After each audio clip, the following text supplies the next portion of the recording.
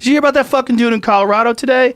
He killed a mountain lion with his bare hands. He smothered it to death. Yeah. It jacked him while he was jogging, or he was running on the trails. The mountain lion grabbed him from behind. He got in a struggle with his 80-pound cat and wound up suffocating it.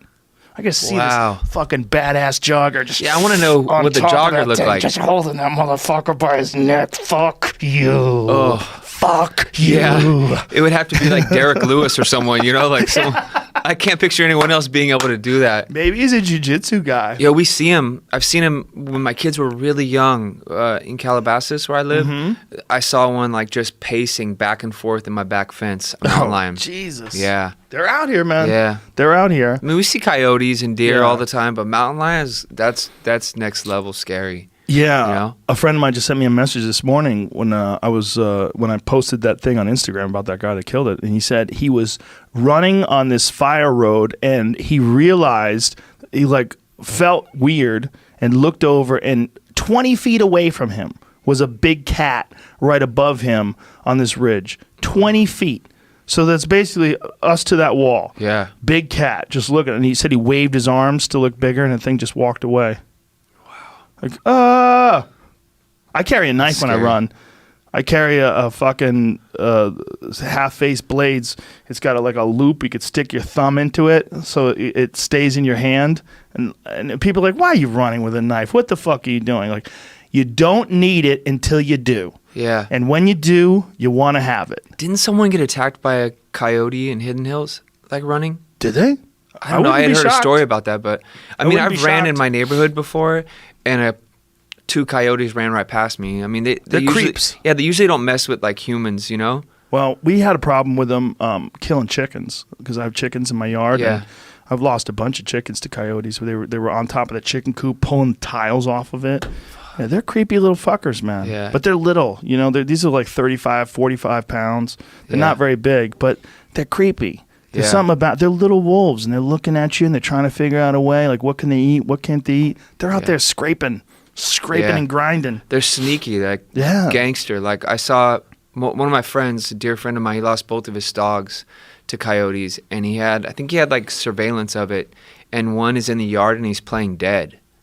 And then his dogs approach what they think is dead, and then basically, like, his homie comes out of nowhere and attacks, and they both, and the one that's playing dead attacks, and both of his dogs were a wrap. How big were his dogs?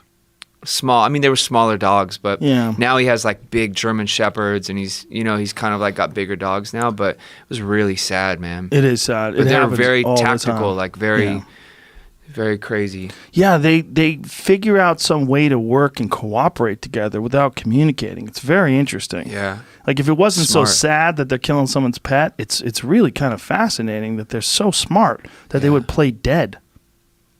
There was a guy that used to work at this pet store that I go to, and he also worked in a veterinary center, medical place, and a pit bull came in, one of those big jack pit bulls, just covered in cuts all over its body. And the owner was, they asked the owner, like, what the fuck happened? He goes, I don't know. He goes, I came home, and he's covered in cuts. I really have no idea what happened to him. So they stitched the dog up, like hundreds of stitches all over the dog's body. Then he takes a walk outside of his house, and he follows his dog's blood. And he goes up into the hills near his house, and he finds 9 dead coyotes.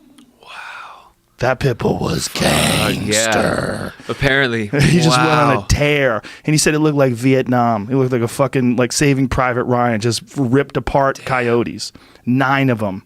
This motherfucker just went mauling. Yeah. They must have been so bummed out. They're like, we can get this dog. Yeah, there's 9 of us. We're good. We got this guy. Yeah. And then you see this fucking fire hydrant head just that doesn't feel pain. They've engineered those things. Like, there's some pit bulls. There's this pit bull. If you go on Instagram, I think it's I Am the Hulk. That's the name of the pit. It's a 200-pound pit bull. Like, they've gotten him to 200 pounds now. It's the most preposterous thing you've ever seen in your life. It looks like Brock Lesnar if it was a pit bull. It's like, it doesn't even make any sense. You look at it like that. A pit bull used to be like a 35-pound dog. They used to be small. Yeah. Look at that thing. Yeah, they're what in the fuck? Scary. Imagine if a coyote saw that. Fuck!